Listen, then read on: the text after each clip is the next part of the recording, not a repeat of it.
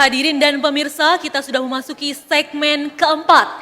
Di segmen ini, para calon wali kota dan calon wakil wali kota akan saling memberikan pertanyaan, saling menjawab, dan saling berdebat. Untuk itu di segmen ini diawali dengan debat antara pasangan calon nomor urut 4 dan pasangan calon nomor urut 5. Baik, kami akan memberikan kesempatan pertama kepada pasangan calon nomor urut 4 untuk memberikan pertanyaan kepada pasangan calon nomor urut 5. Kami harapkan dan kami ingatkan kembali pertanyaannya agar sesuai dengan tema debat pada hari ini. Bapak-bapak punya waktu 1 menit untuk memberikan pertanyaan yang nanti akan dijawab oleh paslon nomor urut 5. Baik, sudah siap? Langsung saja dimulai pertanyaan dari paslon 4 selama 1 menit, silakan. Terima kasih.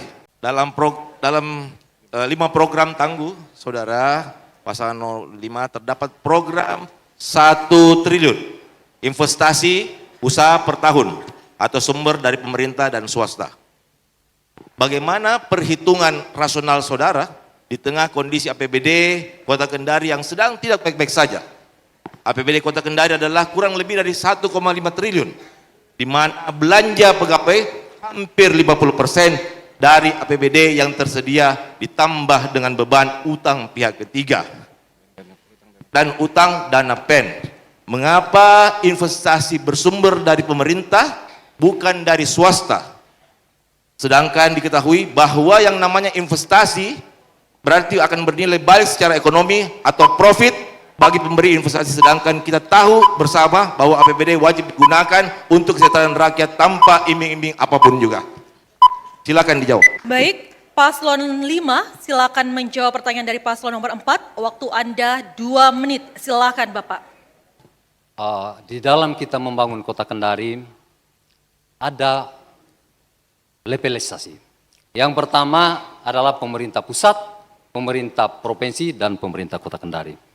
Di dalam program kami, kita akan mendorong investasi 1 triliun dalam 1 tahun. Investasi ini diartikan secara luas, bukan hanya rupiah. Investasi ini boleh tanah, boleh bangunan, boleh sumber daya. Totalitasnya kalau kita hitung, itu akan bernilai 1 triliun.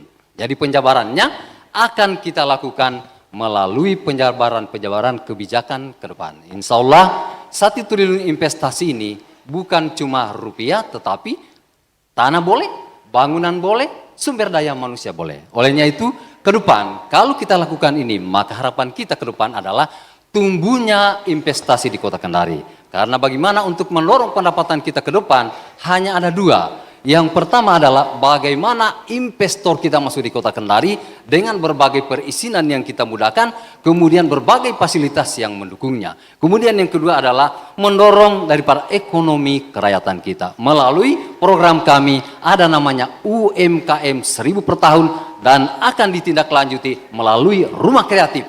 Di rumah kreatif ada dorongan peralatan, ada dorongan pembinaan, kemudian ada dorongan modal. Modal yang akan kami keluarkan nanti, insya Allah melalui kerjasama dengan pihak bank swasta dan bank pemerintah. Termasuk investasi, kita akan hitung apa yang diberikan oleh bank-bank swasta kita. Kemudian dorongan permodalan yang kedua akan kita dorong melalui pendapatan hibah APBD dengan nilai sampai dengan jumlah 500 juta rupiah. Insya Allah kalau ini kita lakukan, maka Kota Kendari akan lebih baik dari hari ini. Salam 5 jari.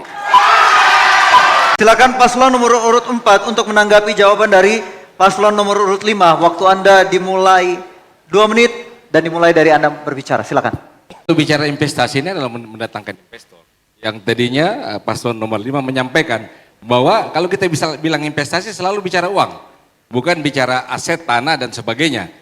Sehingga ini betul-betul yang kita harapkan ke depannya, memang investasi 1 triliun ini harus pure dari swasta. Kalau dari pemerintah susah, APBD kita sedang sakit, sedang tidak baik-baik saja.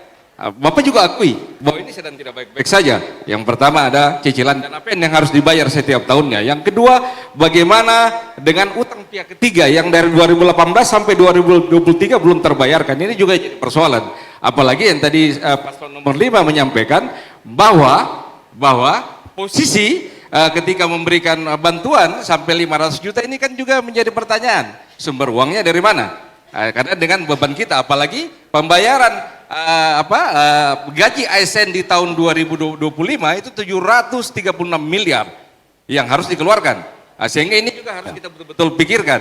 Karena kalau ini tidak kita lihat secara matang, ini akan membebani APBD kita lagi. Sehingga yang kami maksud tadi adalah bagaimana sumber investasi per tahun ini bentuknya 1 triliun yang betul-betul memang pure harus masuk. Memang kita harus sinkronkan dengan program pemerintah pusat. Tapi sekali lagi, bagaimana kita bisa melihat apa yang bisa kita lakukan, apa yang bisa kita jual untuk daerah kita agar investasi ini betul-betul bisa masuk dan bisa memberikan dampak terhadap pendapatan asli daerah. Karena cuma itu saja yang bisa kita maksimalkan, bagaimana meningkatkan pendapatan asli daerah. Tidak ada cerita lain. Karena dengan dana transfer sudah habis. Sehingga betul-betul pendapatan asli daerah ini harus kita tingkatkan secara matang, tinggal melihat. Kalau memang betul-betul investasi ini pure dari swasta, tapi kalau di mix dengan pemerintah, ini yang jadi pertanyaan. Uangnya dari mana? Nah, seperti itu. Kira-kira itu tanggapan saya. Makasih. Baik, waktu Anda telah habis. Baik, silakan paslon nomor urut 5 untuk menanggapi kembali. Waktu Anda 2 menit, silakan. Oke, terima kasih. Lagi-lagi saya ingin tegaskan, investasi itu bukan cuma rupiah, tetapi adalah aset. Tanah, bangunan, sumber daya manusia itu investasi juga. Karena tidak mungkin rupiah kita itu akan bisa menyelesaikan tanpa ada regulatornya. Ya, olehnya itu lagi-lagi saya tegaskan, investasi itu bukan cuma rupiah, tetapi aset-aset yang lain adalah juga investasi. Saya sedikit kasih gambaran pasangan nomor urut 4. Berapa APBD kita tahun 2023? Yaitu sebesar 1,4 triliun pendapatan kita, kurang lebih. Kemudian belanja kita 1,5 triliun. Ternyata kita mengalami defisit sekitar 88 miliar. Ini mungkin sudah bisa tidak menjawab daripada apa yang akan kita lakukan. Tetapi pendekatan pembangunan kita ke depan, di awalnya saya sudah sampaikan, bahwa yang pertama ada pemerintah pusat, pemerintah provinsi, pemerintah kota Kendari, dan pihak swasta. Itulah yang akan kita lakukan. Kemudian kita benar lagi tentang belanja kita. Belanja kita apa? Yaitu belanja operasi, kemudian belanja modal, dan belanja tak terduga. Belanja modal kita ini termasuk daripada belanja bangunan, belanja mesin, kemudian belanja jalan dan lain sebagainya hanya 26%, Pak.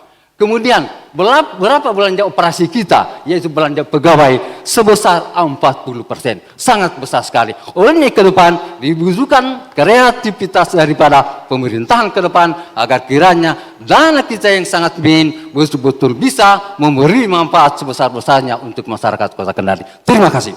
Salam Minangkabau. Anda masih memiliki waktu, Bapak. Paslon 5 masih memiliki waktu, sudah cukup?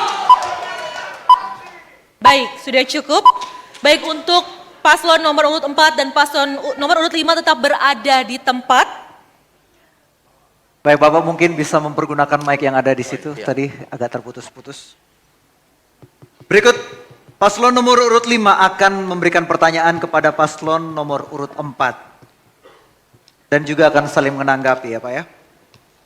Saya ingatkan kembali, Bapak punya waktu 1 menit untuk bertanya. Silakan, paslon nomor 5 memberikan pertanyaan. Ya. Kota Kendari terdiri dari 351.000 jiwa. Kemudian IPM kita 8,51.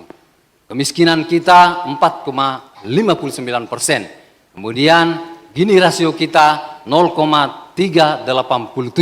Angka pengangguran terbuka kita 5,18. Pertanyaan kami kepada pasangan nomor 4 sebagai calon pemimpin di Kota Kendari.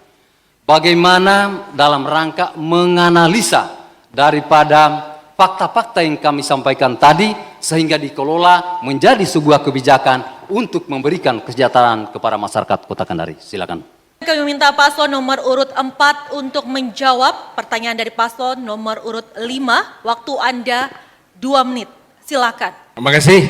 Jadi memang ini akan kita lihat secara komprehensif terkait dengan apa yang disampaikan oleh Paslon 5. Sekali lagi ada banyak metode yang bisa kita lakukan. Salah satunya adalah survei dengan kepuasan publik dan sebagainya. Sehingga nantinya kami sebagai pemerintah akan melihat kira-kira apa yang kita buat, apa kita lakukan terkait dengan regulasi, karena sekali lagi sebagai pemangku kepentingan ini harus kita dudukan. Semua stakeholder harus kita lihat. Karena kalau tidak, ini tidak bisa kita lakukan. Sekali lagi, memang partisipasi masyarakat sangat-sangat dibutuhkan untuk bagaimana kita mengentaskan kemiskinan dan sebagainya. Sehingga langkah-langkah yang akan kita lakukan bagaimana pemberdayaan terkait dengan ekonomi kreatif. Bagaimana dengan pelaku UMKM yang ada di Kota Kendari. Sekali lagi, bahwa Kota Kendari ini memang didominasi oleh pelaku UMKM, baik itu dari sisi kuliner maupun non-kuliner. Ini adalah kebijakan yang harus kita lakukan. Kita melihat potensi-potensi yang ada, serta juga setiap saat ketika kita melakukan musrembang ini juga harus betul-betul dia harus dioptimalkan, sehingga bukan lagi kita bicara bahwa ini musrembang cuman syarat administrasi yang harus digugurkan, sehingga betul-betul ketika kami mengambil kebijakan ini secara konkret, secara komprehensif, kami mau menuntaskan semua yang ada di Kota Kendari, karena sebagai pemimpin yang akan datang kita harus melihat secara matang persoalan-persoalan yang ada di Kota Kendari. Sekali lagi ini juga berdampak terhadap APBD kita yang notabene sekarang saya bilang tadi sedang tidak baik-baik saja, sehingga kita memaksimalkan. Jadi, kalau pendapatan kita melimpah, sehingga kita bisa lakukan apa saja yang kita mau, termasuk juga meningkatkan masyarakat prasejahtera bisa kita lakukan karena uang kita ada. Sekali lagi terkait dengan kebijakan, kembali endingnya bagaimana pemerintah bisa mengalokasikan terkait dengan anggaran terhadap semua persoalan.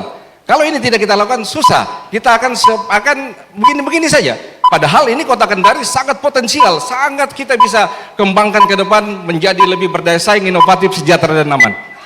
Baik, terima kasih. Baik, silakan Paslon 5 untuk menanggapi jawaban dari Paslon nomor 4 tadi. Waktu Anda 2 menit, silakan. Terima kasih pasangan nomor urut 4. Jadi dari penjelasan yang ada, saya ingin memberikan gambaran sehingga kita lebih menyimpulkan tentang apa yang akan kita lakukan ke depan. Kalau kita lihat dari fakta yang ada, IPM kita tinggi, bagus, baik. Kemudian populasi kita juga lumayan, 351.000. Tetapi kalau kita coba lihat antara potensi populasi yang besar dengan IPM yang tinggi, yang baik, ternyata berbanding terbalik dengan angka kemiskinan dan angka pengangguran. Olehnya itu, ke depan dari pemimpin-pemimpin kita yang ada harus mampu mengelola populasi dan IPM menjadi nilai yang produktif. Pendekatannya apa? Hanya ada 2. Yang pertama adalah bagaimana mendorong investasi di Kota Kendari dengan mendorong perizinannya yang mudah, terukur, kepastian hukum. Kemudian yang selanjutnya adalah mendorong daripada infrastruktur agar orang nyaman berada di Kota Kendari untuk berinvestasi. Kemudian yang kedua adalah meningkatkan, mendorong yang namanya usaha kerakyatan melalui UMKM. Sekedar gambaran, kita punya usaha mikro berjumlah 59.000. Kemudian usaha menengah kecil kita berjumlah 113. Dan usaha menengah kita berjumlah 84. Inilah yang akan kita dorong ke depan, sehingga populasi yang tinggi, IPM yang baik, menciptakan nilai produktivitas yang baik. Terima kasih. Paslon nomor 5 masih memiliki waktu untuk menjawab. Tanggapannya ada tambahan? Untuk mengentaskan kemiskinan, menurut kami salah satu yang harus paling didorong adalah bagaimana partisipasi publik, dan ini yang harus ditekankan dalam menjalankan good governance nantinya. Baik. Silakan, Pak. Terima kasih. Waktu Anda Ya, 2 menit. Makasih.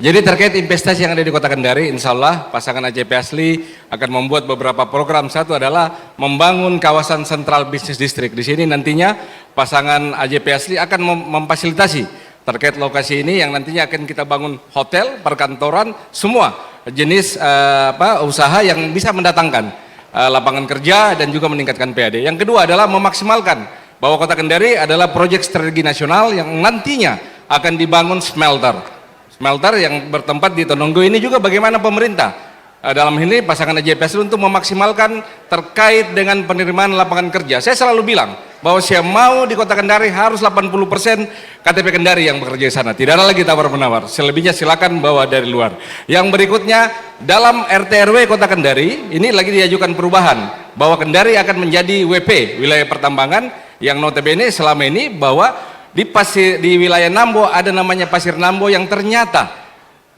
mengandung pasir silika yang notabene bahan baku kaca dan panel solar cell. Ini juga ketika dia berubah menjadi wilayah pertambangan ini, bagaimana pemerintah memaksimalkan bahwa di wilayah itu harus memang menciptakan lapangan kerja dan juga meningkatkan pendapatan asli daerah. Sehingga pendapatan asli daerah ini yang bisa kita lihat adalah bagaimana pemerintah melalui perusahaan daerah akan membangun JT atau terminal khusus yang nantinya ini akan sangat berpotensi untuk mendapatkan pendapatan asli daerah.